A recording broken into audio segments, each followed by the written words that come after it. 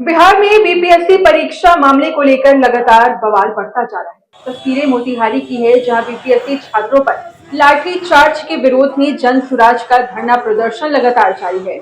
BPSC परीक्षा में कथित धांधली के विरोध में साथ ही जन सुराज के सूत्रधार प्रशांत किशोर के साथ जो व्यवहार किया गया, उसके विरोध में मोतिहारी कचहरी चौक पर जन सुराज के कार्यकर्ताओं ने एक दिवसीय धरना प्रदर्शन किया। साथ ही बिहार सरकार के खिलाफ भी जमकर नारेबाजी की। जनसुराज पार्टी के कार्यकर्ताओं ने नीतीश सरकार और बीपीएससी आयोग के खिलाफ भी नारेबाजी की है और इस मौके पर कार्यकर्ताओं ने कहा है कि बिहार में प्रजातांत्रिक व्यवस्था लड़खड़ा गई है। यहाँ विपक्ष के नेताओं की आवाज को दबाने की कोशिश की जा रही है। वहीं जिला अध्यक्ष रामशरण प्रसाद यादव की माने तो बीपीएससी परीक्षा में व्याप्त धांधली के विरोध में छात्र हित की बात करने वाले प्रशांत किशोर के साथ बर्बर व्यवहार करते हुए उन्हें गिरफ्तार किया गया। पुलिस की इस कार्रवाई का जनसुराज घोर शब्दों में भत्सना करती है और आने वाले दिनों में जनसुराज के कार्यकर्ताओं को भी टारगेट किया जा रहा है।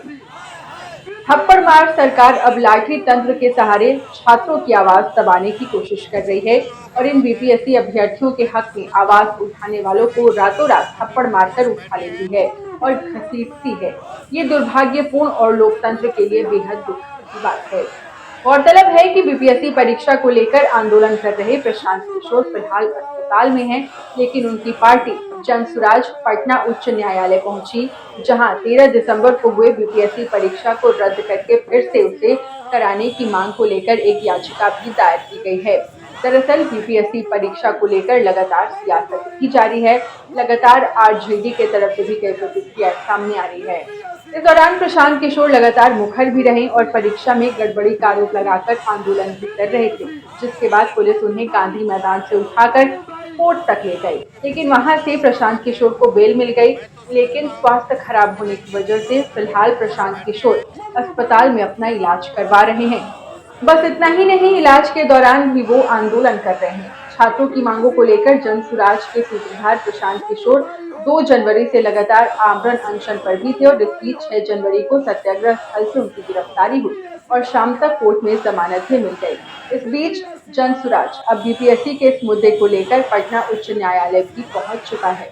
जनसुराज पार्टी ने बीपीएससी छात्रों की परीक्षा दोबारा कराने की मांग को लेकर अब पटना उच्च न्यायालय का दरवाजा खटखटाया है और याचिका भी दायर की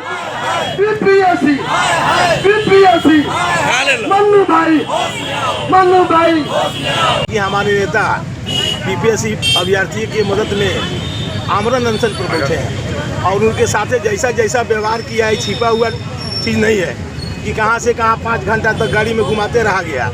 उन्हीं के समर्थन में छात्र बीपीएससी छात्र के समर्थन में हम लोग बैठे हैं। नीतीश जी आप सभी लोग जानते हैं कि 2015 में 7 निश्चय में किए थे 18 से 35 वर्ष के लड़का लोगों का, छात्र लोगों का, बेरोजगार लोगों का भत्ता। आज तक भत्ता दिए हैं।